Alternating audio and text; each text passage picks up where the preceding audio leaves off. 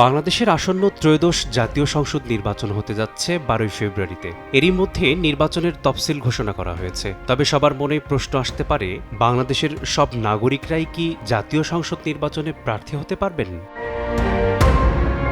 এ বিষয়ে নির্বাচন কমিশন বলছে, বাংলাদেশি নাগরিক যে কেউ প্রার্থী হতে পারবেন, কিন্তু কোনো বাংলাদেশি নাগরিকের যদি বাংলাদেশ ছাড়াও অন্য কোনো দেশের নাগরিকত্ব থেকে থাকে, তবে তিনি জাতীয় সংসদ নির্বাচনে প্রার্থী হতে পারবেন না, কিন্তু ভোট দিতে পারবেন।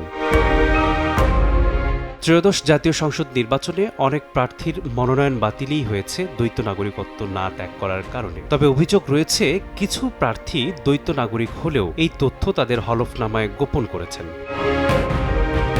নির্বাচনের নিয়ম অনুযায়ী দ্বৈত নাগরিকদের জাতীয় সংসদ নির্বাচনে অংশ নেওয়ার জন্য বিদেশি নাগরিকত্ব ত্যাগ করতে হবে। সংবিধানেও স্পষ্টভাবে বলা আছে, বাংলাদেশ সহ অন্য দেশের নাগরিকত্ব থাকলে কেউ জাতীয় সংসদ নির্বাচনে প্রার্থী হতে পারবেন না। তবে বাংলাদেশের সংবিধান ও নির্বাচনী আইনে সংসদ নির্বাচনে দ্বৈত নাগরিকদের প্রার্থী হওয়ার সুযোগ না থাকলেও স্থানীয় সরকার নির্বাচনে প্রার্থী হতে পারেন দ্বৈত নাগরিকরা। মেসবাহুল আলিফ, সময় সংবাদ।